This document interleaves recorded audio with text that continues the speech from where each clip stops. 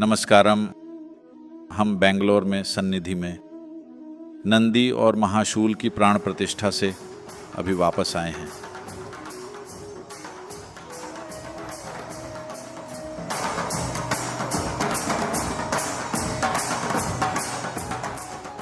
और बेशक पूरा देश अयोध्या में श्री राम मंदिर को लेकर उत्साहित है। यह सही है क्योंकि लोग 500 से ज्यादा वर्षों से इंतजार कर रहे हैं और ये अब हो रहा है। इसलिए देश में जबरदस्त उत्साह है। ये सब किस बारे में है? एक देवता की स्थापना या प्राण प्रतिष्ठा की प्रक्रिया एक ऊर्जावान या प्राणिक रूप को स्थिर करने के बारे में है जो निर्धारित गुणों को बिखेरता है।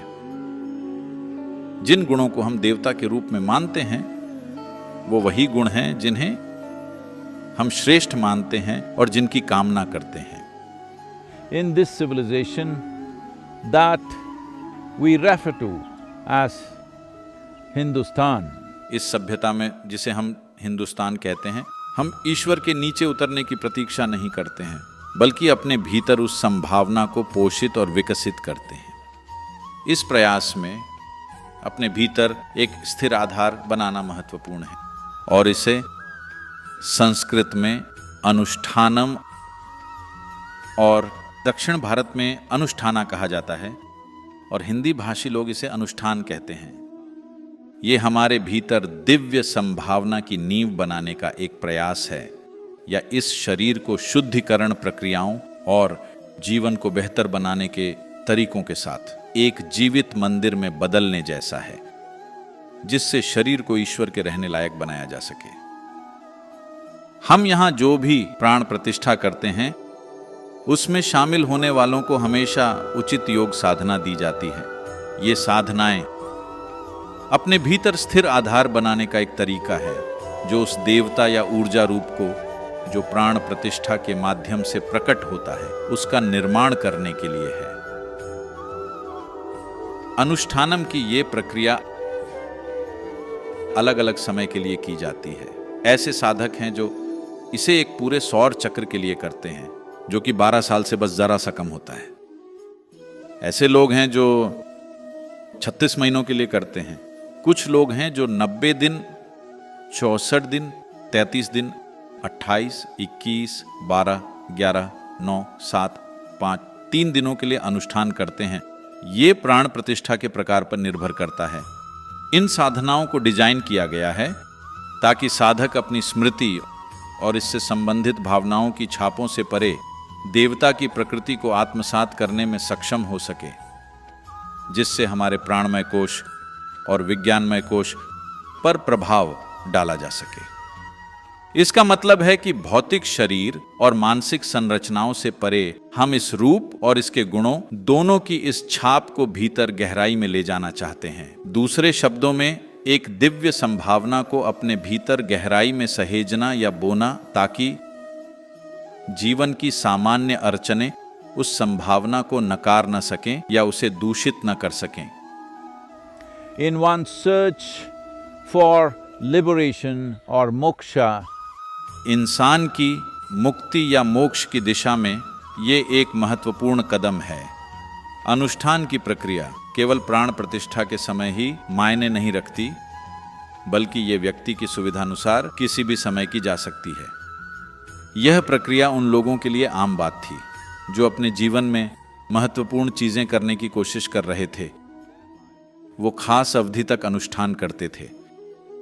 ये चीजें अच्छी तरह से दर्ज हैं कि राजा युद्ध या महत्वपूर्ण अभियानों में जाने से पहले अनुष्ठान किया करते थे, क्योंकि सफलता या आपकी इच्छा के कारण नहीं मिलती है, बल्कि यह सुनिश्चित करने से मिलती है कि आपकी अपनी प्रवृत्ति या काम के निर्धारित पैटर्न आपकी राह में बाधा न बने। दुनिया की बड़ी चुनौतियों का सामना करने के लिए सबसे पहले यह सुनिश्चित करना होगा कि आप खुद एक समस्या नहीं हैं। अनुष्ठान एक शक्तिशाली तरीका है जिसमें व्यक्ति के विकास स्तर के अनुसार अलग अलग तरीकों को शामिल किया जाता है या हर तरह के इंसान के लिए एक विशेष अनुष्ठान तैयार किया जा सकता है। इसे कई तरीकों से निर्धारित किया जा सकता है, जैसे शारीरिक प्रक्रिया या सांस प्रश्वास द्वारा, या किसी विधि विधान या ऊर्जा या चेतना से जुड़ी प्रक्रियाओं द्वारा।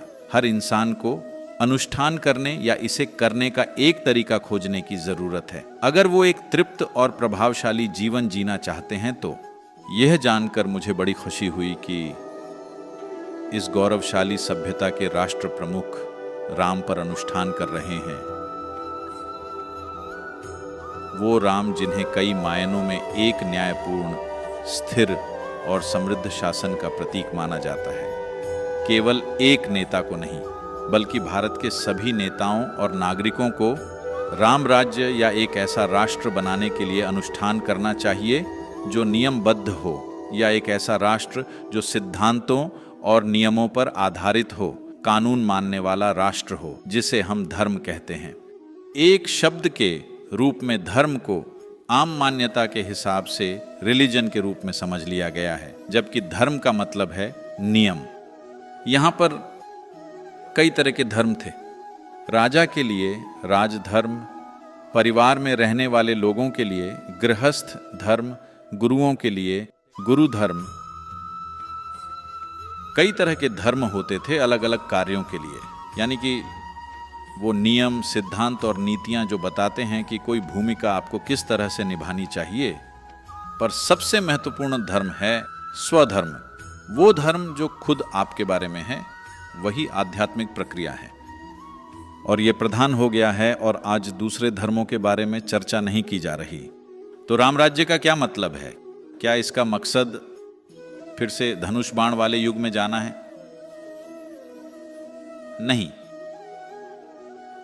ये मूल्यों के बारे में है, उस बुनियादी नीति के बारे में जिसे आपको धारण करना चाहिए। अगर दूसरे लोग आपके प्रभाव में आते हैं तो एक ऐसे लीडर जो लोगों की भलाई के लिए अपनी व्यक्तिगत खुशी को किनारे रख देते हैं, ये हैं राम। जन कल्याण के लिए अपनी निजी इच्छाओं को त्यागने के लिए तैयार हैं, ये हैं राम। जो हर तरह की बुराइयों का समाधान समभाव और शालीनता से करते हैं, ये हैं राम। जो कानून का शासन या धर्म की स्थापना के लिए कोई भी कीमत चुकाने को तैयार हैं, ये हैं राम। खुद को बेहतर बनाने की निरंतर चेष्टा, ताकि अपने जीवन के हर पल में बेहतर सेवा दे सकें, ये हैं राम। और अगर लीडर्स की ऐसा बनने की अभिलाषा हो, अगर वो इन गुणों पर अनुष्ठान करें, तो राम राज्य होगा।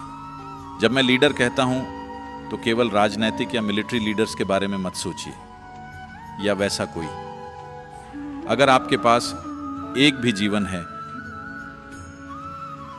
जिसे आप प्रभावित कर सकते हैं, अगर आपका प्रभाव एक व्यक्ति या 10 व्यक्ति या लाखों या करोड़ों लोगों पर है, अगर आप में किसी दूसरे जीवन को प्रभावित करने की और उस पर असर डालने की क्षमता है, तो आपको इन 5 सिद्धांतों को अपनाना चाहिए। और जहां पर भी आप हैं वहीं आपको राम राज्य बनाना चाहिए।